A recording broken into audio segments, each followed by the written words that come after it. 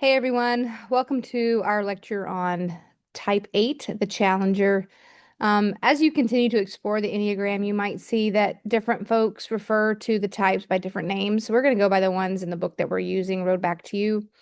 And so Type 8, the Challenger, to me, this is one of the more fascinating types on the Enneagram. And I think it's one of the easier ones to identify when you do come across an 8. And if you are an 8, I am married to an 8. And so I have a front row seat to this type. And hopefully I can lend some insight into who the Type 8 is and what it's like to do life with them. It's a pretty fascinating partnership. And I'll just tell you, like, they come off, they're intense. They like to be in charge. They have a plan. They want to make that plan happen. They like their ideas. They also have big, big, giant hearts and a whole lot of love and care for the people closest to them. And so, what I'll say about eights is if you are one, and or if you are in close proximity to one, then lucky you, because our world needs eights. I think our world needs these folks who are willing to challenge what they think is wrong, challenge the status quo, aren't afraid to speak up for themselves and for the people being overlooked, right? But someone who is willing to say, this isn't right, or I think we can do this better, right? And then also on the flip side of that, once you get past that intense exterior, you get to experience all this love and joy and care that they have in their heart. So, um, type 8, sometimes you get a bad rap, but hopefully you're doing something to help us with that. So let's talk a little bit about eights. So we're in that gut triad. So a lot happening in the body with eights. With an 8, you could probably see something that's going on before you have to be told that something is going on. So we're in that gut triad. You see the 8 in the top left-hand corner. When they're in a secure, good, healthy spot, they could shift over to that 2, the helper that we learned about in the last module, right? So more others oriented, really giving, really secure in themselves, and just a lot more helpful for other people. When they're stressed, then they're heading to that type 5. All right.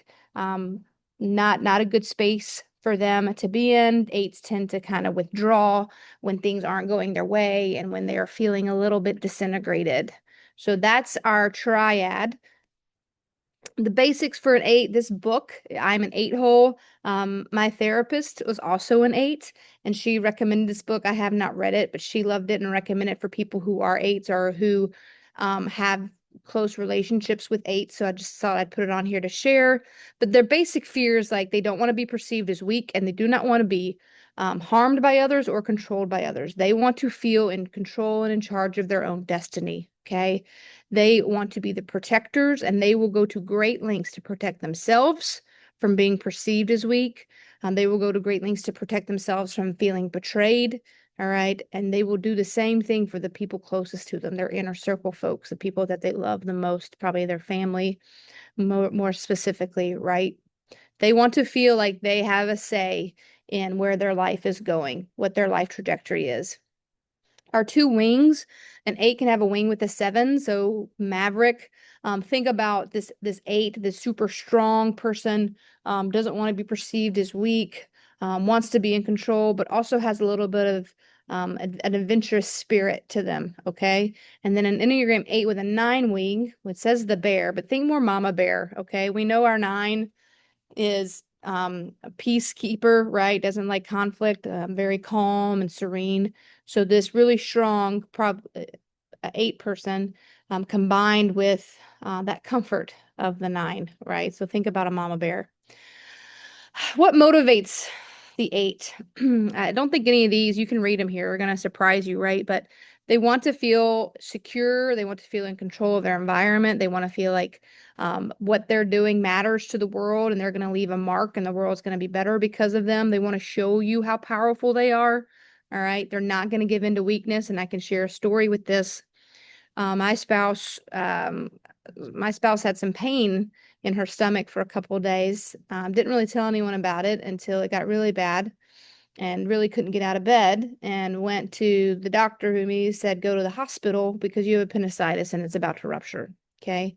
Thankfully, it hadn't ruptured, but in her desire to not appear weak, she wasn't getting the help that she needed. So that's when it can kind of be a little destructive, that 8 behavior. All right. But that's an example of not wanting to show weakness. They will do anything to not be portrayed to the extent of portraying you before you can get to them. Okay. That's an 8. That's what we're dealing with. Their deadly sin, all right, the thing that gets them is lust, and probably not the lust you're thinking of, but this desire.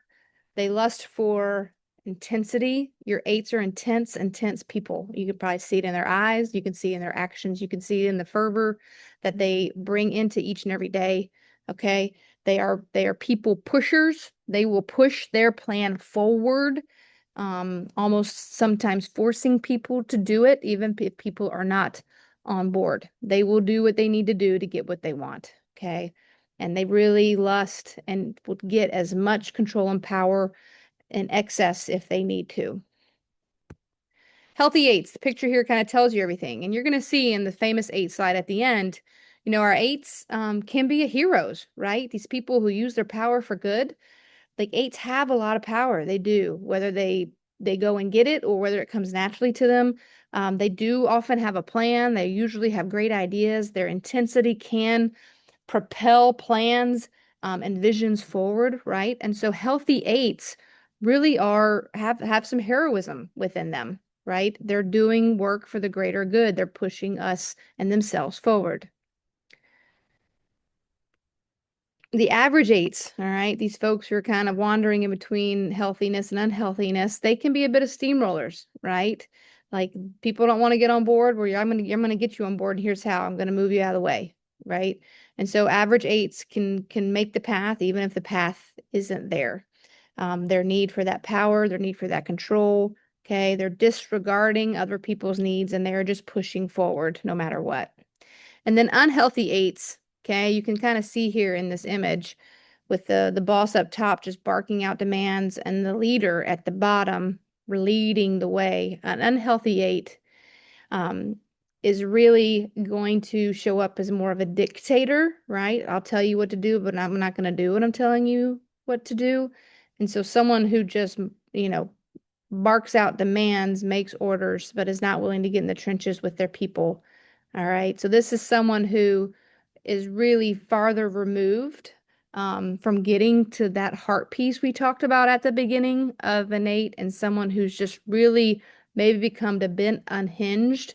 And you can probably think of someone like this who has probably been pretty unpleasant to work for. So an unhealthy 8 has really lost sight of everything except their need for power and control and intensity and getting what they want. Some famous 8s. All right, you can see here we have a couple of well-known leaders in Martin Luther King and Winston Churchill, right? So maybe that hero we were talking about, the healthy 8. I think about Pink and I think about Serena Williams. And when we talked about those healthy 8s and how we get to see their hearts and we get to see this intensity spill over into emotion through their art, whether that's singing or whether that's tennis, right? We all know that Muhammad Ali was very vocal in his opinions and what he cared about. All right. And then obviously Katniss Everdeen was someone who really made what she wanted to happen. And thankfully, she brought some people along with her. Some could argue that maybe her desire to keep her family safe treaded into the unhealthy area. But those are some famous 8s to kind of think about how those different aspects of 8 show up for them. And kind of just to close us out here, quote, lead me, follow me, or get out of my way. All right. That's what 8s are looking for. They want people who can make them better. They want people who are going to get on board with them, or they don't want people at all. All right. And so hopefully 8s, if you're out there, if you're listening, we thank you. We love you. We need you. We also really, really hope that in your intensity and in your need to resist weakness and gain control, that you also show us that heart that is inside of and behind all of those things. All right. Y'all have a great day. 8s are great.